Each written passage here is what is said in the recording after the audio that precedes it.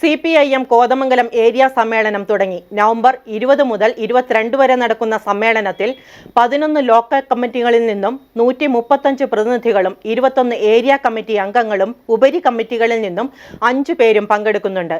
ഇതിനു മുന്നോടിയായി പ്രതിനിധി സമ്മേളനം നടന്നു. CPIM കോതമംഗലം ഏരിയ സമ്മേളനം തുടങ്ങി. നവംബർ 20 മുതൽ 22 വരെയാണ് സമ്മേളനം. 11 ലോക്കൽ കമ്മിറ്റികളിൽ നിന്നും 135 പ്രതിനിധികൾ സമ്മേളനത്തിൽ പങ്കെടുക്കുന്നുണ്ട്. 21 ഏരിയ കമ്മിറ്റി അംഗങ്ങളും ഉപരി കമ്മിറ്റികളിൽ നിന്ന് 5 പേരും പങ്കെടുക്കും. ഇതിനു മുന്നോടിയായി സീതാറാം യെച്ചൂരി നഗർ എന്ന് നാമകരണം ചെയ്ത കലാ ഓഡിറ്റോറിയത്തിൽ പ്രതിനിധി സമ്മേളനം നടന്നു. CPIM സംസ്ഥാന കമ്മിറ്റി അംഗം K. ചന്ദ്രൻപിള്ള ഉദ്ഘാടനം ചെയ്തു. ഇടതുപക്ഷത്തിന് മുന്നേറ്റം കഴിയും. പക്ഷെ സാമ്പത്തിക നയത്തെ മാറ്റി നിൽക്കാൻ കഴിയില്ല. അതിശക്തമായ ഒരു ചേരിതിരിവ് രാഷ്ട്രീയ രംഗത്ത് നടക്കുന്നതിന്റെ ഫലമായി ജനാധിപത്യ അവകാശങ്ങൾ അവസാനിപ്പിച്ചുകൊണ്ട് പോകുന്നതിലേക്ക് ഭൂഘടകം മാറിയിരിക്കുകയാണ്.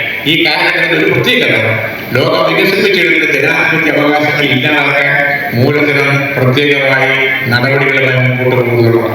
അങ്ങനെ വരുമ്പോൾ ആഗോളതലത്തിലെ കാര്യങ്ങൾ വന്നവിടെ സാങ്കേതിക വിദ്യകളുടെ പ്രയോഗം കൊണ്ട് ജനങ്ങളെ ആകെ തന്നിഷ്ടം പോലെ മാറ്റിമറിക്കാനുള്ള പുതിയ സാഹചര്യം പറ്റുകയാണ്. സാങ്കേതിക വിദ്യയുടെ പ്രയോഗം ഏറ്റവും കൂടുതൽ നടക്കുന്ന ഒരു സ്ഥലമാണ് മാധ്യമങ്ങൾ, സോഷ്യൽ മീഡിയ. മാധ്യമങ്ങൾ യഥാർത്ഥത്തിൽ മൂലധനത്തിന്റെ പ്രതീക്ഷയാണ്. മൂലധനം അതിന്റെ എല്ലാ ശക്തി ഉപയോഗിച്ചുകൊണ്ട് മാധ്യമങ്ങളെ കയ്യിലെടുത്ത് ജനങ്ങളുടെ അഭിപ്രായങ്ങൾ അനുകൂലമാക്കി മാറ്റുകയാണ്. ഇപ്പൊ ട്രംപ് ജയിക്കാൻ ഏറ്റവും കൂടുതൽ മുൻപോട്ട് ഒരാളുടെ പേരാണ് അലൻ മസ്ക്. കേട്ടിട്ടുണ്ടോ?